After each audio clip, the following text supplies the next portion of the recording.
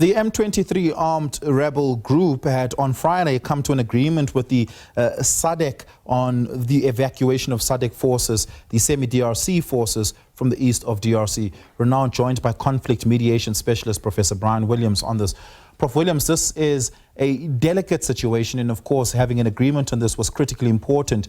I understand that the semi-DRC forces will be able to evacuate safely, but also be able to evacuate with their equipment, which runs into the tens of millions, if not hundreds of millions, particularly for the South African Defence Force that had contributed the vast majority of that.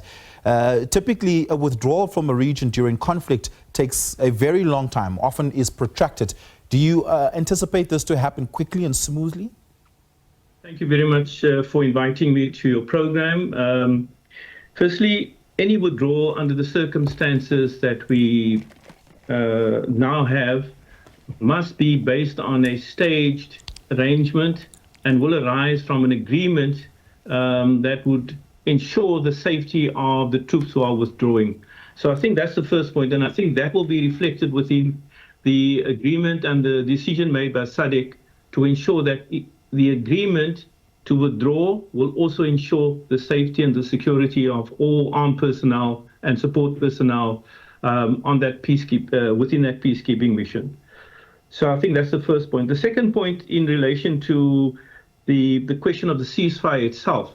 Now, the ceasefire, any ceasefire must be framed within a particular agreement, and that agreement will also set the limits of what is possible and what is not possible in order to determine whether someone has broken the ceasefire and also what the consequences would be in terms of, if enforcement mechanisms need to be activated.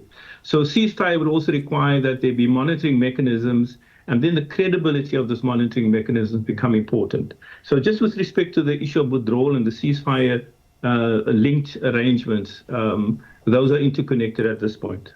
The ceasefire agreement does not mean that the DRC now has control over the regions that the M23 have taken charge over. And of course, that is the controversy here. If that is to become the situation, it means that conflict would have to resume, that the M23 rebels would either have to be pushed out or they would voluntarily have to leave, which is seemingly very unlikely. Does this mean that for the time being, the DRC has given up on pushing back and fighting back against the M23 as they take charge of crucial land deposits? You're absolutely correct in your analysis and the comment that you make. The ceasefire does not end the conflict. In fact, as you and I are speaking now, M23 forces are continuing to advance in different sections of the Kivu region, and they're consolidating their position, even though the ceasefire is in play at the moment.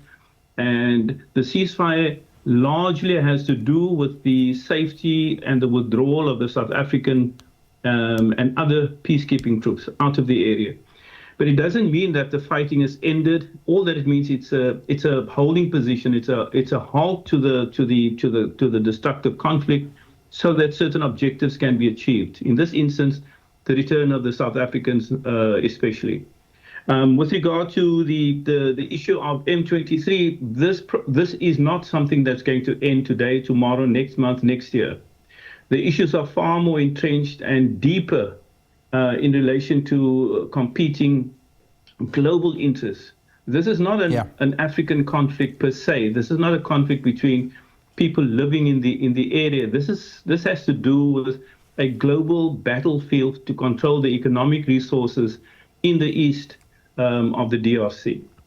Prof, is there anything to be read from the fact, to that point, the fact that you're saying that this is a global conflict?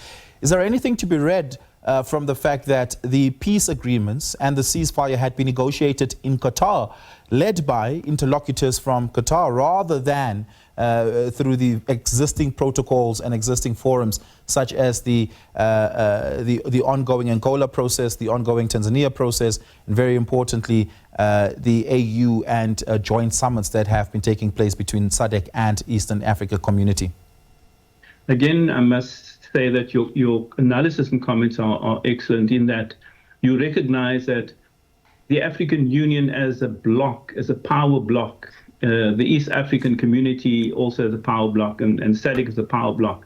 Within Africa, none of these forces have been able to bring together the president of Rwanda and the president of the DRC in one room. It was the Emir Tamim bin Hamad who made that possible. But that was because the Qataris have billions that they plowed into that area of the DRC. It's the power of the economic might of the Qataris, and there are many others. The Qataris are simply the front point of a range of other conglomerates and corporations who have been able to extract massive value out of Africa, and in particular in that region where coltan and other valuable minerals are being mined.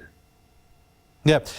So is there anything to be read about the significance of our existing structures? Let me ask this more directly. Has the DRC and Rwanda given up on their African counterparts as being able to be effective interlocutors in the ongoing conflict and have looked outside the borders of Africa? In fact, the fact that the Emir of Qatar has intervened is a confirmation of the weakness of the African bloc.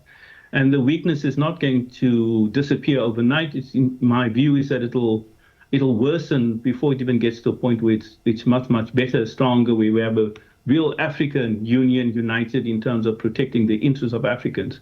So it's the corporations and the economic power players who are the ones who will dictate how the mediation process unfolds from here. That's the regrettable truth of it. That's the regrettable reality. And all that this demonstrates is the weakness of Africans in protecting the interests of Africans and Africans' resources, which are supposed to be there to serve the people of Africa. Regrettably, it serves global foreign interests. Yeah. Prof Brian Williams, thank you so much for your time and your insights. I really do appreciate it. Prof Brian Williams is a conflict mediation expert.